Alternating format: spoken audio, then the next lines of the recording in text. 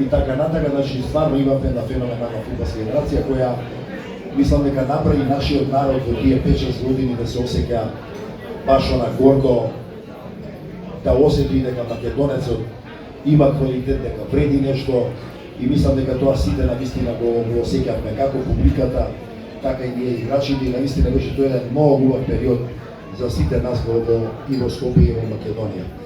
Да му благодарам на Зоки, на нашиот спортски доајен. Сите го знаеме Зоки целиот живот во спорт, како спортски работник. Се нафати на оваа работа, се трудевме да помагаме колку можеме. Он со своето искуство, мислам дека срочи и направи една убава книга која ќе биде интересна за читање.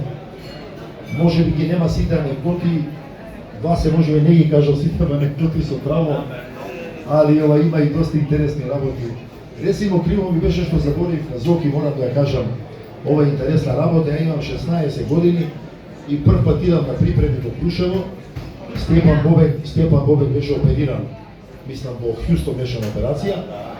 И ја како дете со Коки Аврамовски, со Раптар, со Ариф Бегановски, така помладите деца, бевме со овие лавови на припреми и нормално чутиме и мене ме ставија со чифте да бидам цимер. И ја нормално чифте го гледам од мене постарки, ги почитувавме сите постари играчи, дефинитивно тоа го знае Кочи исто така добро.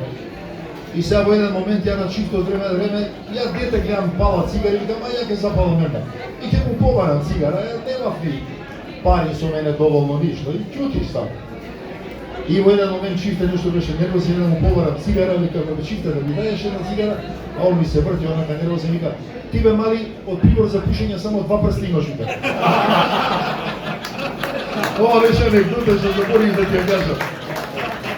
Така да, во нашиот спортски живот, во сите тие патувања, припреми, кои што се изузетно напорни, тоа е еден многу напорен живот, меѓутоа навистина има толку убави работи.